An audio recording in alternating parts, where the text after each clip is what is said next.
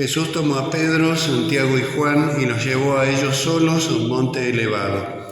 Allí se transfiguró en presencia de ellos. Sus vestiduras se volvieron resplandecientes, tan blancas como nadie en el mundo podría blanquearlas. Y se les aparecieron Elías y Moisés, conversando con Jesús. Pedro dijo a Jesús: Maestro, qué bien estamos aquí. Hagamos 3 carpas. Una para ti, otra para Moisés y otra para Elías. Pedro no sabía qué decir porque estaban llenos de temor. Entonces una nube los cubrió con su sombra y salió de ella una voz: Este es mi Hijo muy querido, escúchenlo. De pronto miraron a su alrededor y no vieron a nadie, sino a Jesús solo con ellos. Mientras bajaban del monte, Jesús les prohibió contar lo que habían visto hasta que el Hijo del Hombre resucitara de entre los muertos. Ellos cumplieron esta orden, pero se preguntaban qué significaría resucitar de entre los muertos. Palabra del Señor. Gloria a ti, Señor Jesús.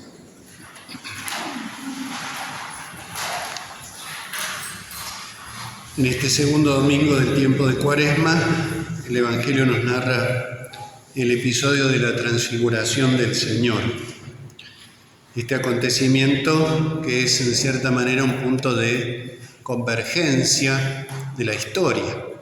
Vemos a Jesús, vemos a Moisés y Elías hablando con Jesús. Moisés que representa la ley, Elías que representa la profecía, y están dirigidos hacia Jesús. Esta conversación es una dirección hacia Jesús. No es solo un tema, que también el tema es muy importante. Otro de los evangelios nos dice de qué hablaban con Jesús. Hablaban de la partida que iba a tener lugar en Jerusalén. La palabra que usa es la palabra éxodo, el éxodo que iba a tener lugar en Jerusalén. Es la salida de Cristo de este mundo, es su pasión y muerte. De eso hablaban Moisés y Elías con Jesús.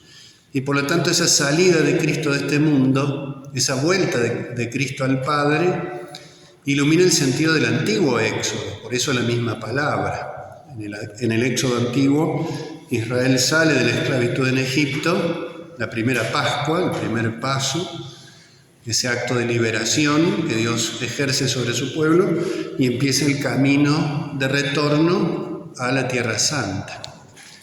Por eso la partida de Jesucristo, que vamos a celebrar especialmente en la Semana Santa, es el modelo, el ejemplo, lo que da sentido a aquella liberación antigua de una esclavitud física, pero también una esclavitud y sobre todo una esclavitud espiritual. Porque Israel durante el desierto sigue siempre mirando hacia atrás. Había sido liberado de la esclavitud física, pero costó mucho liberarse de la esclavitud espiritual. Le dicen a Moisés: ¿para qué nos sacaste al desierto? Para hacernos morir de hambre en el desierto. Ojalá nos hubiéramos quedado en Egipto. Israel que siempre mira hacia atrás, no mira hacia lo que Dios le ha prometido. Y por eso la muerte de Jesucristo nos hace mirar hacia adelante, nos hace participar de esa salida, de ese éxodo, de esa partida. Entonces Moisés y Elías hablan de esto con nuestro Señor, porque representan todo el Antiguo Testamento. Toda la revelación antigua antes de Cristo se dirige hacia Cristo, se ordena hacia Cristo. Como si Moisés y Elías estuvieran diciendo: esto es lo que durante siglos quisimos decir, quisimos anunciar y anunciamos en medio de las sombras, y ahora se lleva a cabo. Por eso esa glorificación, nos dice: las vestiduras de Cristo se volvieron resplandecientes, con una blancura que nadie podía llevar a cabo por las puras fuerzas humanas. También en el Apocalipsis aparecen los santos, revestidos de blancas vestiduras, blanqueadas en la sangre del Cordero, la sangre que purifica, esa luminosidad de Cristo. Y esta transfiguración tiene una gran relación con la pasión, explícita en el Evangelio que nos narra el tema de conversación. Jesús se transfigura para manifestar aquí la gloria que en la cruz va a quedar oculta. En la cruz hay gloria verdadera, ¿no? La gloria de Dios está presente siempre. pero en la cruz se oculta, se opaca, no brilla, no resplandece, pero está presente de una manera, diríamos, mucho más intensa que aquí incluso, porque es la fuerza de la presencia de Dios que nos redime. La gloria no era solamente un brillo, un resplandor, sino esa presencia de Dios actuando en lo profundo de la criatura para liberarla de esa esclavitud de la cual nadie podía liberarnos. Y por eso esa blancura de las vestiduras de Cristo anuncian nuestra purificación. Y se anuncia en el curso de las lecturas de este domingo el sentido de ese sacrificio de Cristo en la cruz, que es fundamentalmente el amor al Padre Celestial y el amor a nosotros, la caridad que da sentido al sacrificio. Por eso leíamos en la primera lectura el sacrificio de Abraham, que no llega a ser un sacrificio cruento. Fíjense que Abraham no descuida ningún detalle para que se cumpla la voluntad de Dios. Pero, sin embargo, Isaac, su hijo, no va a ser sacrificado. No va a ser sacrificado en el sentido cruento de la palabra, pero sí en el sentido espiritual, porque lo que Dios hacía aquí, al poner a prueba a Abraham, era purificar su amor, purificar su caridad. Cuando lo llama, le dice: toma a tu hijo, a tu único, al que amas, a Isaac.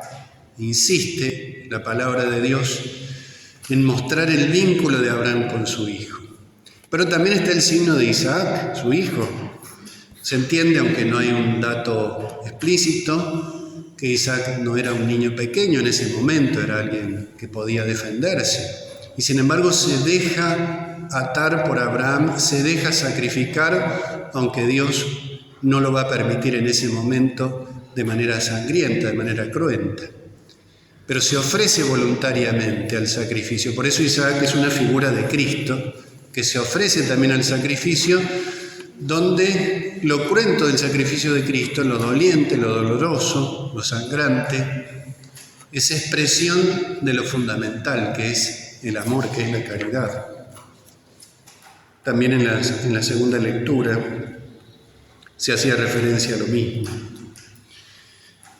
El Padre que no escatimó a su propio Hijo, sino que lo entregó por todos nosotros. En lo que no sucede con Abraham en el sentido sangrante de la palabra, sí sucede con Cristo. Por eso este signo es más fuerte todavía, más intenso, porque la eficacia es la eficacia de un amor que supera las fuerzas humanas.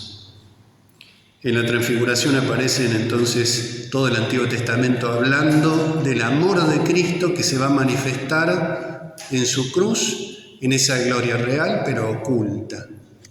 Y aparece, por supuesto, la revelación de la Santísima Trinidad. Está Jesucristo, el Hijo, la voz del Padre y ese signo misterioso del Espíritu Santo.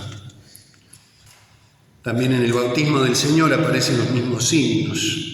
Jesucristo, cuando se bautiza, un signo que prepara también el sacrificio de la cruz, signo bautismal, signo de redención, la voz del Padre, la presencia del Espíritu Santo. Acá aparece como una nube, se entiende una nube oscura tal vez, que nos recuerda aquella del Éxodo. Nos dice el libro sagrado que cuando Israel iba por el desierto, era guiado por Dios durante el día, una nube oscura, densa. Entonces Israel podía ver, cuando la nube se movía, Israel también caminaba. Y durante la noche una nube, un fuego luminoso, muy luminoso. A Israel seguía durante la noche cuando Dios lo marcaba. Dios guiando a su pueblo hacia la tierra prometida.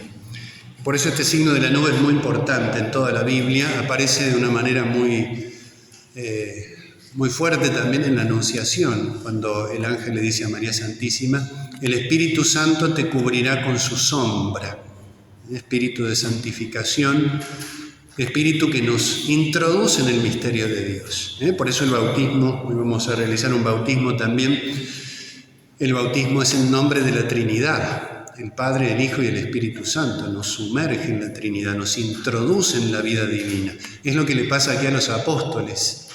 Cuando Pedro dice: qué bien estamos aquí, porque estaba siendo partícipe de la vida divina, con una cierta plenitud ya, pero no comparable a la plenitud que por la misericordia de Dios tendremos en el cielo. Dios ha hecho todo esto por nosotros. En este curso de la Cuaresma es bueno irlo reflexionando y en la Semana Santa también. Pero está de nuestra parte prestar atención a las palabras que en este caso dice el Padre Celestial. Este es mi Hijo muy querido, escúchenlo. Escucharlo, que significa vivir de manera conforme con la palabra de Dios. Son palabras también similares a las que dice la Virgen María en las bodas de Caná, cuando Jesús realiza ese milagro. Le dice a los sirvientes, hagan todo lo que Él les diga. Por supuesto que se refería allí a ese milagro concreto, pero las palabras esas son mucho más amplias. Hagan todo lo que Él les diga, hagamos todo lo que Jesucristo nos diga. Acá también la misma expresión. Este es mi Hijo muy querido, escúchenlo, hagan lo que Él les diga. Vamos a pedirle en este segundo domingo entonces del tiempo de Cuaresma al Señor que podamos participar un día de esta transfiguración definitiva. El Apocalipsis, como les decía recién, nos habla de esa purificación final, de esa pureza total, de esa luminosidad definitiva en el cielo.